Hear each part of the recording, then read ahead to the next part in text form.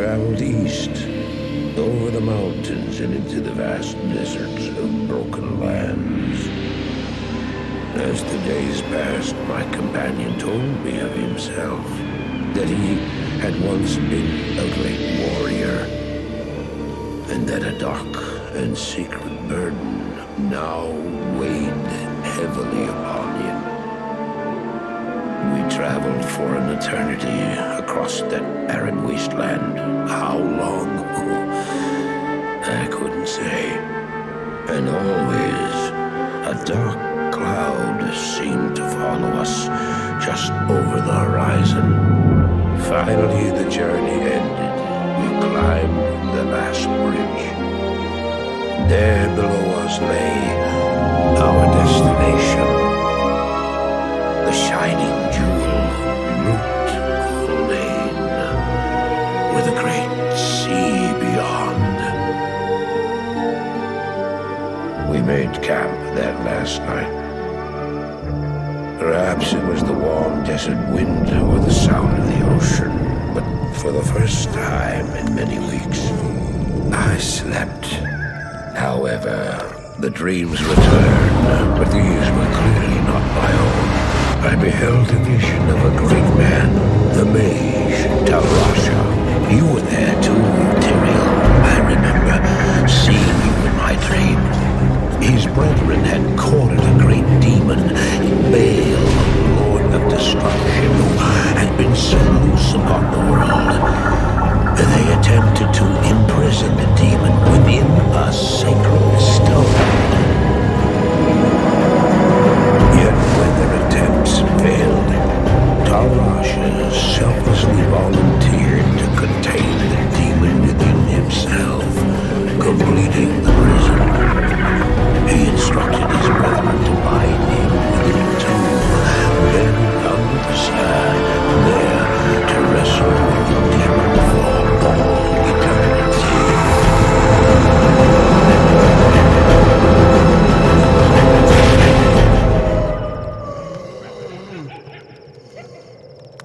Now you know what I seek, Marius. This is my brother. Sleep now. We set out with the dawn.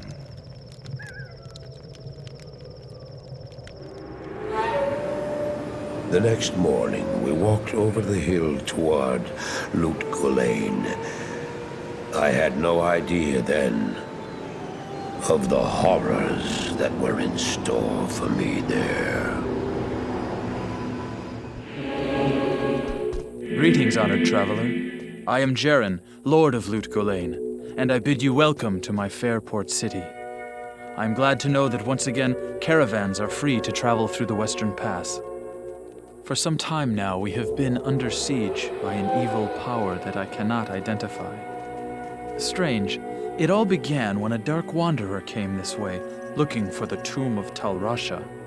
No one knows exactly where Talrasha, keeper of Baal, is entombed, but it is certain to be far out in the desert. Now my people whisper tales of the dead rising from their tombs, and horrible creatures lurking amongst the moonlit dunes. Even I have witnessed things which I cannot explain. I've ordered the port closed and all trade ships moored until I am sure that my city is safe. Atma, the tavern keeper, has an important mission for you. Go see her immediately. You'll find her on the other side of town. Now I must return to the palace. I apologize, but I can't invite you in. Things are rather a mess right now.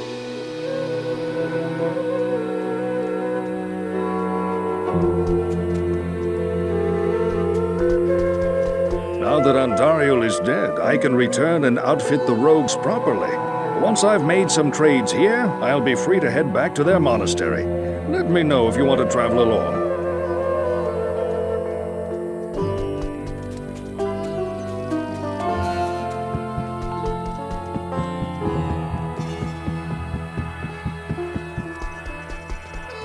Greetings. I'm Mashif, captain of this ship here. I make port runs around the Twin Seas and occasionally out to Kingsport in Westmarch. I haven't sailed anywhere lately, though. Jaren has ordered me to stay docked here in case of emergency.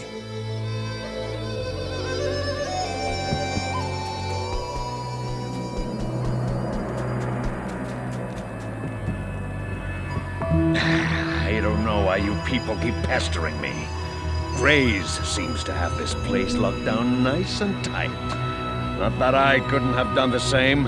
I've proven my valor in combat plenty of times. I don't expect this of you, but if you want to help me, I would be grateful. In the sewers below our city, there lurks a horrid creature that hungers for human flesh. The creature has killed many, including my son and my husband. If you destroy it, I will reward you. Please, be careful though. That beast has taken enough from us already. The sewer entrance is through the trapdoor, just up the street.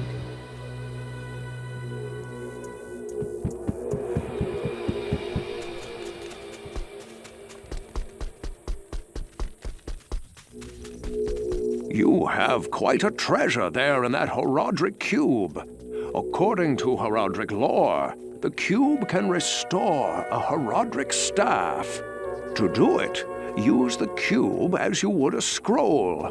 When the cube opens, place both pieces of the staff into it and use the cube's transmute power. You'll be pleased to know that the cube has other alchemical uses as well. 6 gems plus 1 sword transmute into a socketed longsword. You may also transmute 2 quivers of crossbow bolts into 1 quiver of arrows, while 2 quivers of arrows yield 1 quiver of bolts. I must leave it to you to discover other formulae.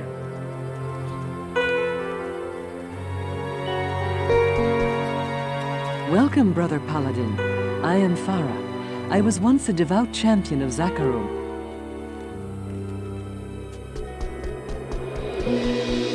How do I know I can trust you, You may be as shifty as that pack rat Elzix who runs the inn. But if you need a potion, though, I suppose I can make you one. For a price, of course.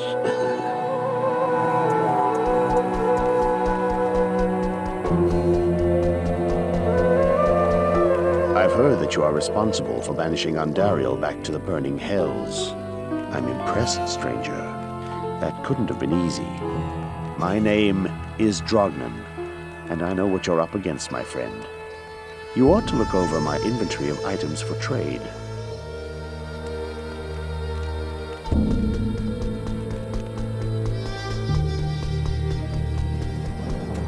I bet you wonder how this town manages to stay safe with all the trouble going on out in the desert.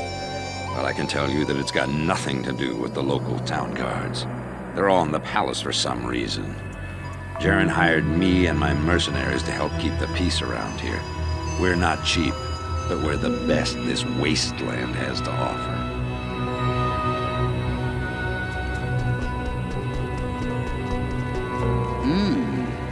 You look like a sturdy adventurer. You know, I used to be quite the scoundrel in my day. I led the fiercest group of bandits who ever terrorized these sands. Nowadays, I run this here inn and pretty much stay out of trouble. My days of adventuring are behind me.